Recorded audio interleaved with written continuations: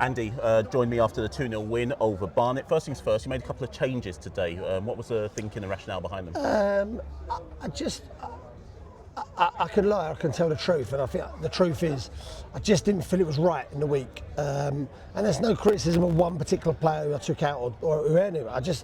We've done some work in the week, it didn't look right, and I just felt I needed to change it, and I did. And it's great when it comes off, but when it doesn't come off, it bites you, and thankfully it come off.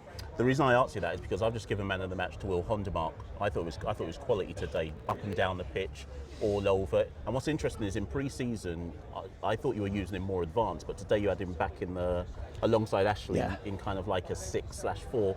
So what do you think of Will's performance? Well, that's a good observation by you, because he isn't a 4 on his own, and he isn't an 8, and a 6 is is a hybrid for me, so he can join in, from the 4 position.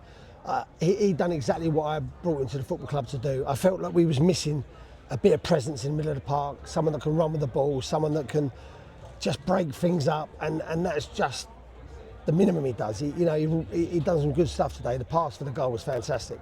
So, I brought him to the football club to do that. He's been chomping at the bit to get in. He's been banging on my door.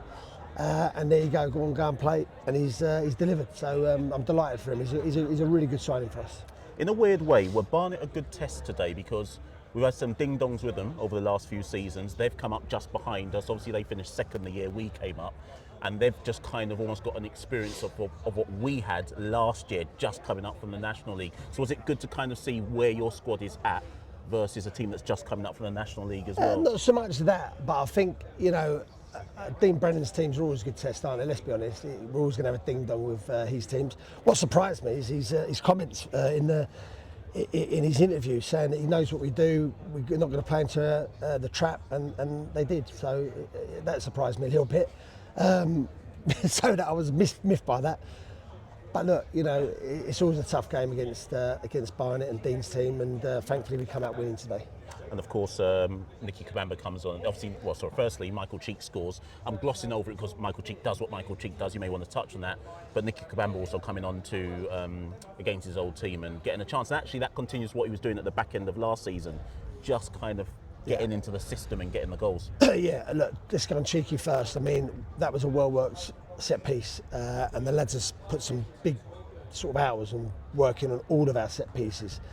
Credit to Brandon, he works hard and tirelessly with those, and the players really buy into it. And when it comes off like that, that's the importance of set pieces. I say to the guys all the time, these are our golden nuggets. These are the difference of winning and losing.